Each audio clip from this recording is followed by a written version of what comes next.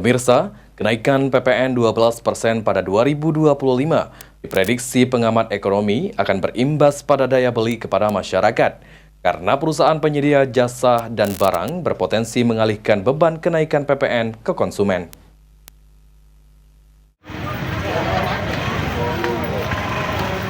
Pengamat kebijakan ekonomi Universitas Sriwijaya, M. Ihsan Hajri, menilai kenaikan PPN menjadi 12% pada 2025 bakal berimbas pada tekanan daya beli kepada masyarakat. Karena perusahaan penyedia barang dan jasa biasanya tidak mau menanggung PPN, sehingga jalan biasanya yang mereka ambil adalah mengalihkan beban kenaikan PPN ini ke konsumen dengan cara menaikkan harga. Kenaikan harga barang dan jasa jika tidak diikuti dengan kenaikan pendapatan masyarakat, maka akan semakin menekan permintaan terhadap produksi barang dan jasa, serta berimbas dari sisi produksi. Dan kenaikan PPN menjadi 12% akan menambah tekanan daya beli kepada kelas menengah dan kelas menengah ke bawah yang memang pendapatannya sangat tertekan. Ditambahkan Ihsan, kebijakan PPN 12% sesuai amanat Undang-Undang Harmonisasi Peraturan Perpajakan Nomor 7 Tahun 2021.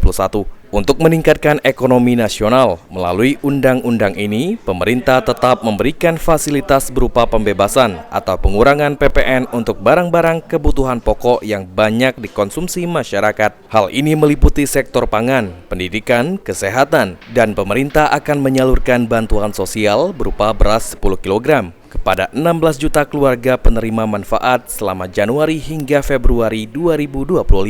Tentu ya, daya beli pasti akan berpengaruh. Ya, secara teori juga bahwa pajak itu akan pengaruh daya beli.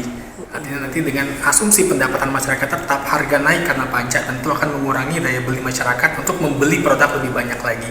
Tapi pemerintah juga kita lihat ya, seperti PLN itu ada yang memberikan malah diskon sampai 50% di bulan pertama untuk menjaga supaya tidak terjadi shock ketika kenaikan PPN.